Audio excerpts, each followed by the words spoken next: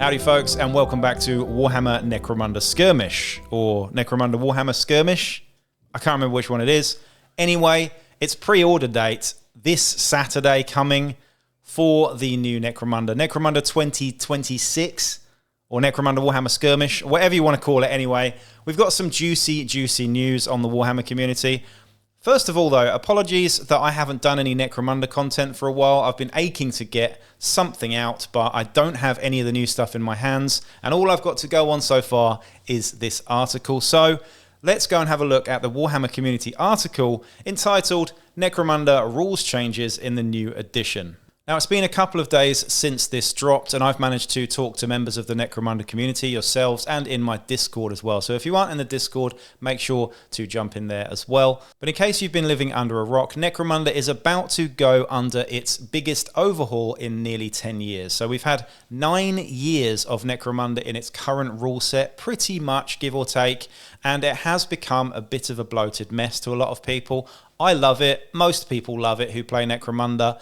A lot of people don't like change as well, but I think we can all agree that certain things needed a bit of a shake-up. Now, how much of a shake-up remains to be seen, of course, and what we're going to do today is go through this article and discuss some of, certainly not all of, the sort of apparent changes that we have for the new edition of Necromunda Warhammer Skirmish 2026.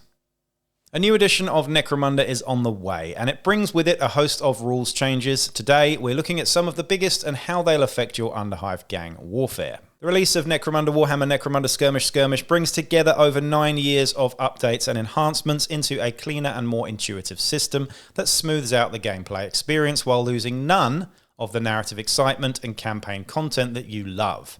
The core of the game is the same foundation that you'll recognise from the get-go, but with a host of tweaks and quality of life improvements that make the moment-to-moment action faster and easier to play on the fly. In short, more options for your gang, more time for your games, and less flipping through books to find that one rule you always forget. Gang up. Okay, so that's the spiel at the beginning of the article, and then we've got it complemented by some images of the new Goliath and Escher miniatures, which I have to say are pretty nice, and some of the new terrain in the box set too. So let's take our time and dissect everything from this article and see what we can find. Right, so the first nugget of information that we have here on changes is take your average ganger for instance. Before, they lurked in the shadows of your leaders and champions, who were undoubtedly the cool guys who got all the attention, but now each one gets to choose a specialization when added to the gang roster. Pick from one of 8 different options like Gunner, Scout, or Medic to get a free starting skill so they can earn their reputation and narrow the power gap between your heroes and lackeys. Now, this is super interesting. When we saw the miniature reveals for the new Necromunda Warhammer Skirmish box set, it was quite clear that what seemed to be medics were present on both the Goliath and Escher sprues. We had these little sort of like grabby claws over the shoulder, as well as sort of like chem injectors and stuff. It was quite clear for me to see that there were medics. It did seem odd, but now it makes absolute sense because we have different roles, 8 of them, for all of your gangers, which is really interesting, and I have to say I really like it so far. You know, it's going to be really interesting to see how those roles work. Do they cost extra, or do they just gain a certain focus in these types of weapons and equipment they get and how they skill up, of course. It does sort of say that they get a free starting skill here as well, which is just magnificent. It kind of brings us back to old Necromunda with having a bit more emphasis on XP, and that's something that I've been going on about for the last 9 years, is the fact that there's too many credits in modern Necromunda and not enough XP generally. So this might sort it, and again, they're right in saying that your leaders and champions were the gang. The gangers never really felt, for this edition at least, that important. They just felt like just goons, basically. Now, everybody has their own unique role, and I have to say, I really like this. So far, we've only seen 3, though. Gunner, Scout, and Medic. I would love to know, answers on a postcard down in the comments what the other 5 could be. I imagine there's probably going to be some sort of enforcer type, so maybe like a sort of bodyguard type, perhaps, could be pretty cool. There might be a sort of assassin type, maybe, as well. Honestly, I have no idea what the other 5 could be, so I'd really like to know what you think or what you predict would be the other 5 of these sort of disciplines, to be honest. And whether or not this is for all gangs. It would be great if this was for all gangs. Of course, it won't be for Spirers, I imagine, but, you know, will Chaos Helot gangers be able to have these sort of focuses and disciplines? Will Genestealer cultists be able to do this as well? Personally, I'd love this. I can't see Ogryns doing it, but you never know. An Ogryn medic, who knows? That could be pretty cool. There is then a picture, which is quite blurred actually. I'm having to zoom in on my phone here, of 2 pages from the new rulebook, and they appear to be a model types and subtypes here as well on 2 pages. We have beasts. These are fighter subtypes, by the way. We have beasts, we have brutes, champions, flying, leader, loner. Loner, so this is a new thing. Loner means that you can't use the leadership characteristic with the rest of your gang. Means that leadership characteristics are coming into it a bit more, which is nice because leadership has been one of those stats that you just never use.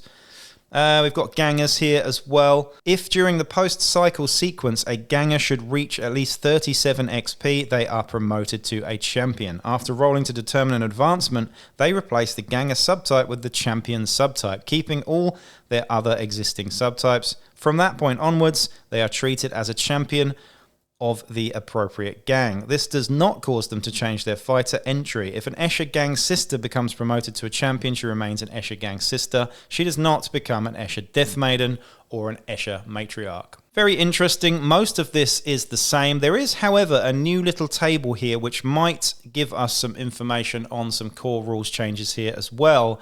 Under where it says the heading for pet as a subtype of fighter, there is a little table that says that when a pet is panicked and activates, depending on their status, they must perform an action dictated by the table below. They perform this action even if another rule or condition would cause them to perform a different action.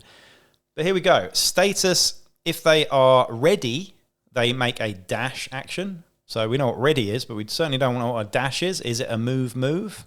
Is it something else? Who knows? We've also got suppressed. They move. So if they're suppressed, they move. Is suppressed the new word for being pinned? I think it probably is, but who knows? But, you know, going from pinned to moving, I'm not really sure how that interacts there. Seriously injured, they crawl, and engaged, they retreat automatically as well. So some interesting stuff there.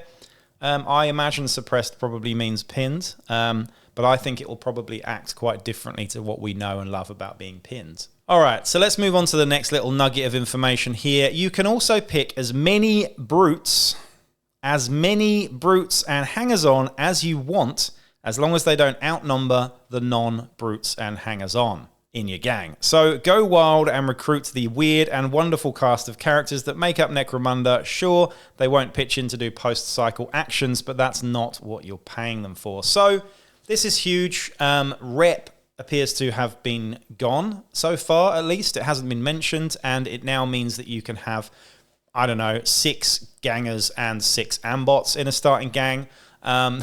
So I'm not sure about this myself. However, you know, it is alarming to see something like this put in, you know, bold on this article, but it does go on to say that these guys can't do post-cycle actions, and it makes me think that these post-cycle actions are going to be far more important, and that actually, going back to Necromunda 95, every single ganger, champion, or leader has a role in the post-battle sequence. You're probably not going to be earning income unless your gangers are actually working territory. So I hope that's the case, and that will mean that you can't really take that many brutes because you'll need the money to actually be able to fund the rest of your gang. However, for skirmish, Warhammer Necromunda skirmish games and non-campaign games, you could just have an entire gang of ambots if you really wanted, by the sounds of it, you know, as long as half of the gang is made up of other fighters, but this remains to be seen. We then go on to say that this flexibility extends to your other fighters as well, with a few notable exceptions like a Death Maiden's Venom Claw. Leaders, champions, gangers, and prospects can be equipped with any weapon and equipment available to their gang or purchased from the trading post. So, does this mean that anyone can have a heavy weapon? Anyone can have a special weapon? Does this mean that Goliath gangers can have plasma guns? Does this mean? This is the main point that a lot of people have been discussing actually from this article. This is the one that I think most people are kind of scared of. Now, again, though, I remind you, if you didn't play Necromunda 1995, there was a much less paramilitary feel to the game. Gangers had stub guns and knives most of the time, but every now and then you'd get something really rare from the trading post. Quite often you didn't have the best pick of things, but you might get a power fist just randomly on your Vansar leader, like I did with my first ever gang. It didn't suit him, but it was flipping cool. Now, however, we not only get access to everything from what appears to be your gang list, but also the actual trading post as well. So it looks like everyone can have everything, and we no longer have Piper. No, that sounded like that chick. It looks like we no longer have any real sort of like, direction that the fighters go into in terms of their sort of unique equipment and stuff. However, obviously, we've got the Venom Claw being unique to the Death Maiden. I imagine the Serpent's Fangs, hopefully, are just for the Nachtgul, things like that. Again, this is going to be the main sort of point of conversation, I think, for everybody leading up to the actual, until we get the rulebook in our hands. This is an interesting one. I really hope that, because Games Workshop's sort of like effort here was to strip back the game, simplify things, streamline things, make things more balanced by giving everybody everything. I don't think that's simplifying anything. I could be wrong there, though. I'd really like to know what you think in the comments about this, because I'm sort of half worried about it, to be honest. But it could work out. I've no idea how the trading post is going to work. I've no idea, are they getting rid of a lot of weapons? Are they making them much rarer? Personally, I would love to see plasma guns, web guns, bolt guns even, rare as hell on the trading post, just so that you don't get gangs just full of them. But anyway, I'm ranting here. Speaking of after-action activities, new sequences at the end of battles and campaign cycles give everyone in your gang something to do, be it recovering from injuries, working own territories, and training for a bit of extra experience. This helps to keep the upkeep between games quick and streamlined, so you can jump from one game to another in the course of an afternoon, while expanding the narrative and gameplay options your gang has available at milestone points between cycles. So this is cool, and this takes things back to Necromunda 1995 a little bit, like I alluded to earlier. Everybody now, every single body in your gang except for brutes and hangers-on, like we mentioned earlier, has a role in the post-battle sequence, and I love this. This is excellent. So you can do nothing and just sort of train and get extra experience. We'll talk about that in a second. You can work the territory. You can do a medical escort if you are a leader or a champion. You can do a trade if you're a leader or champion as well. There are more things that you can do, and every single person in your gang does it as well. It's not just your leaders and champions, basically. So everybody is important and everybody has a role, and I really, really like this. And again, it gives further flavor to your gangers over your champions and leaders. There are then 2 pages that are split across this whole post-battle sequence, and we've got some new things in here. Fit Bionics, this is leaders and champions only. The fighter takes another fighter to the dock to be fitted with a bionic replacement. This action is resolved at the start of the update roster step. Select another fighter in the gang who has a lasting injury and pay 50 credits from the gang stash. No effing around with getting bionics from the trading post, rarity levels, different prices. It's just 50 credits, okay? Then the selected lasting injuries are removed from the fighter's model card. Boom. There you go. Done. So simple, so nice, perfect, love it. Great. Let's move on. This next one's really interesting, and this is leaders and champs. Develop tactics. So your leaders and champs can now strategize and develop. They can go and read The Art of War by Sun Tzu or whatever, and the fighter works to develop new tricks that can be used in battle. Generate a new gang tactic and add it to the gang roster. This is cool. I imagine gang tactics are going to operate slightly differently, but I really like this. This is great. There is then a chop shop for vehicles as well, which is basically exactly the same as the Fit Bionics. You're just fixing your vehicles. Work territory. Here we go. A maximum of 5 fighters may perform this post-battle action. So only a maximum of 5 fighters in your gang can do this. So you're going to need all your guys fit and healthy, and you're going to need enough guys to get enough money, which is great. I love the direction we're going here. We are going to have to, really monopolize how we get our money. It's not just a ton of money, we hope, from the scenarios and things like that. The fighter works a territory, extorting protection money, collecting dues, or just shaking down the residents for credits. Add 15 credits to the gang stash for each fighter that performs the action. Brilliant. It's only 15 credits, but if you've got 5 of them doing it, that's a decent amount of money, and then you can afford that medical escort or that vehicle fix as well. I love the fact that the credits are just less immediately, and I really hope that the the scenarios and the other sort of rewards that you get in the game are also brought right down as well, because I do feel that there were just far too many credits in this game. Visit Trading Post, again, just for leaders and champions. And then lastly, we have Train, any model. So the model practices their skills ready for the upcoming battle. Each model that performs this action earns 2 XP. Beautiful, simple, clean, love it to bits. Well done. Okay, let's move on to the elephant in the room, close combat or melee, depending on how you want to say it. Combat itself is full of little updates here and there to keep the action flowing and open up new tactical opportunities for your gang. Close combat, now fought in initiative order, only allows fighters to make 1 attack if it isn't their activation. Okay, so I've said this for a while, and I did a whole video on fixing melee for Necromunda, and this obviously is one of the main rules mechanics that needed to be fixed, I think, in Necromunda, because we had, in the beginning it was fine because you had a bit of back and forth, but then what ended up happening, if you got paired weapons, you got super champions and things like Death Maidens that just one-shotted everything. Whatever charged, won. It doesn't look like that's been fixed here, I'll be honest, but we now have some interesting updates on close combat, and now we go on initiative order. So it'll be interesting to see fully how this works, but initiative is now a stat that is used in close combat, which is something that I've wanted for ages. Back in Necromunda 1995, the player with the higher initiative usually fought first, or you had basically a close combat total and you'd use initiative score to sort of settle any draws, things like that as well, if I remember correctly. Warhammer 1st, 2nd edition, and maybe even more editions as well, 40k, always use initiative in terms of who fought first or who struck first as well. And I think this is really good bringing this back into the fold.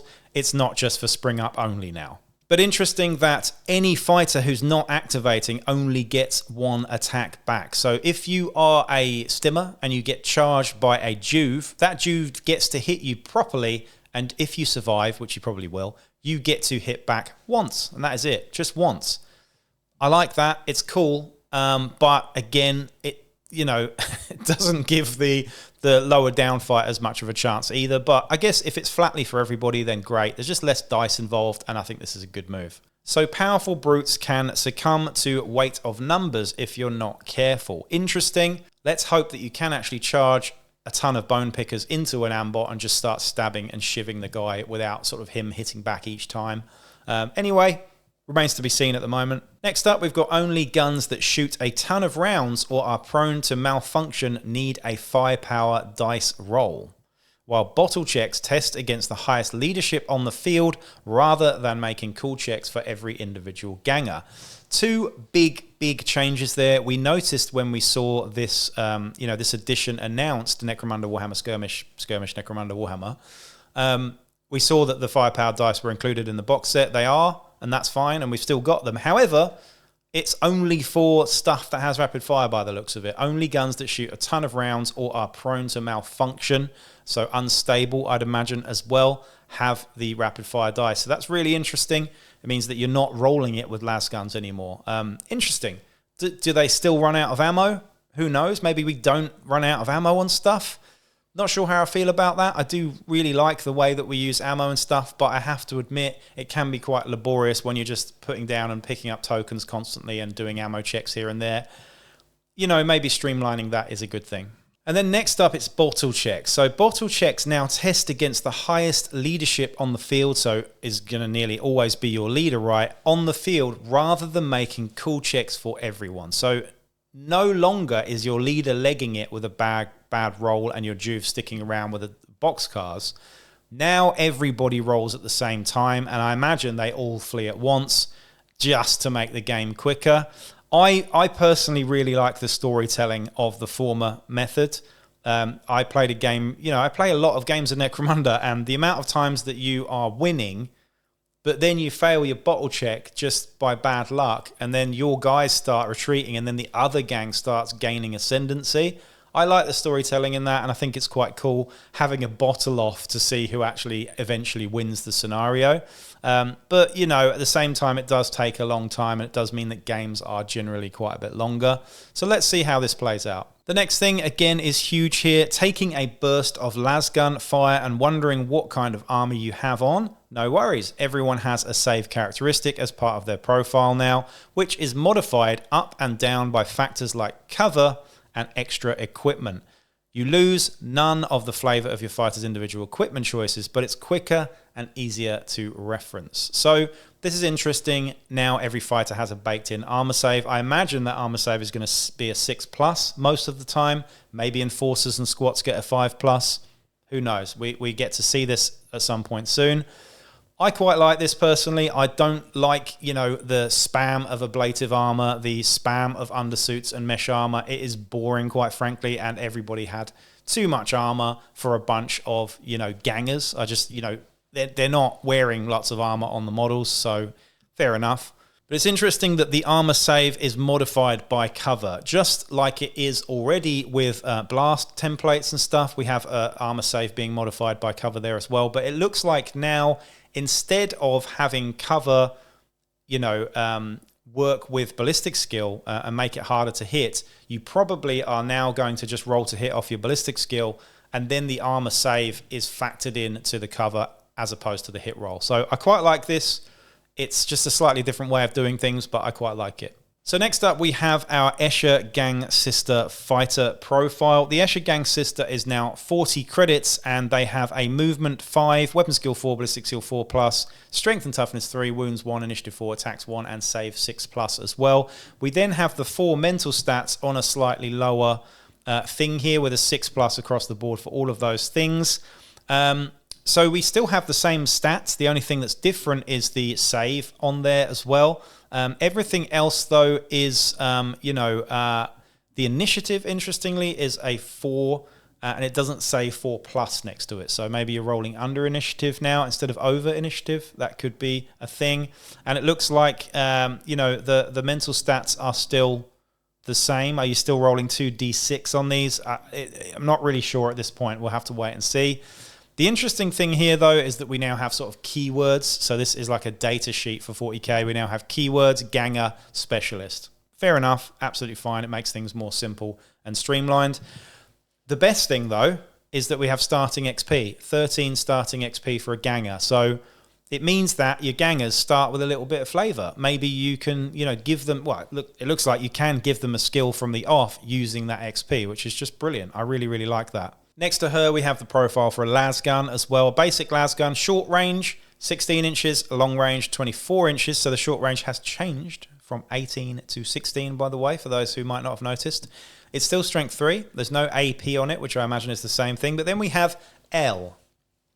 Now, what is L? L1, I'd imagine it's different wording for damage. I think that this is probably just lethality rather than damage, but it could be length, or it could be laser. It could be laser 1. You never know. Like the lasgun could have length and the bolt gun could have girth. G for girth. Who knows? Again, we'll wait and see. No traits on it. 15 credits. TP 0. So toilet paper 0. It just means that you can get it as a common item from the trading post, I imagine. So there you go. Not many changes on the profile of either, but I love the starting XP for the Escher Ganger there. And, let's see what L means. Next thing they talk about is scenarios. Choose your battles. Scenarios are generated with a deck of cards or equivalent tables in the core rulebook, giving you an easy way to whip up interesting game objectives in moments, while new territory rules mean the location of your skirmish will have lasting gameplay effects that could swing a decisive engagement in your favour. Imagine trying to take over an Escher Chemvat when all of their toxic weapons are suddenly more virulent than normal, a daunting prospect for anyone. We have an example of one of the territories in a campaign here. We have a lot less credits again, which is something that I really, really like. The income that you get from this is 20 credits when collecting income, and you get a battlefield effect and a territory, you get a battlefield effect on this as well, which is pretty cool. So if you're playing a game on the synth still, you actually have a battlefield effect there as well. So interesting. I'm not sure how I feel about the scenarios being generated by a deck of cards or equivalent tables. you know, it can be good. I think that, you know, at the moment there are too many scenarios, and most of them are rubbish, just really badly designed. Some of them are absolutely brilliant though. And again, this could be something where your arbitrator steps in. I'm going to mention the arbitrator at the end of this video, actually, just to sort of go over a few things as well for those who aren't sure. Anyway, these are only a few of the changes you can expect when the Necromunda Skirmish Core Warhammer Skirmish Necromunda goes on pre-order on Saturday. Come back all this week as we delve into the lore, miniatures, and more from your favourite Underhive hellscape. So I'm going to be back as soon as they drop another article on anything interesting. I will be back. If I manage to get a copy of the rulebook in my hands, you know, before, then I'll be able to do more content on it. But I haven't had anything yet, unfortunately. So, you know, I'm going to have to buy it with the rest of you, I think. Anyway, I'll definitely be buying the 2 gang books for sure, because I want to go and do every single gang guide again. And this is an interesting time for me in general. If you've followed my channel for a long time, most of my content is Necromunda content, and I'm very, very passionate about it. And I'm now going to have to go back and do all of that content again. And it's going to be interesting because, you know, am I going to love this game as much as I love Necromunda 2023 or Necromunda 2027? I think you'll know if I love it or not by the fact that I'll be ramping up loads and loads of content for it. It could turn out to be terrible, but I have a strong suspicion that it's going to be good and hopefully better than the last edition. But there are a few sort of worrying little sections in there, and I think we should discuss it in the comments section. And again, talking about the arbitrator, this has been something that's been brought up as well. Are arbitrators still a thing? I'm sure they will be. There's still going to be someone that runs the campaign for you, and there's nothing stopping you changing these rules and house ruling stuff like we did before. Of course, you don't want to have to house rule everything. Like, it is a drag. But we did it before, and we've been doing it for the last 9 years. We did it with Necromunda in 1995. Everything was fine. It all worked out great. Your gaming groups had the best bits of what you wanted from Necromunda, and you played the way that you wanted to play. So remember, it's not all doom and gloom. If there are changes that you don't like, just stick with the old edition, or go back to 1995, or just tweak things here and there and play it the way you want to play it.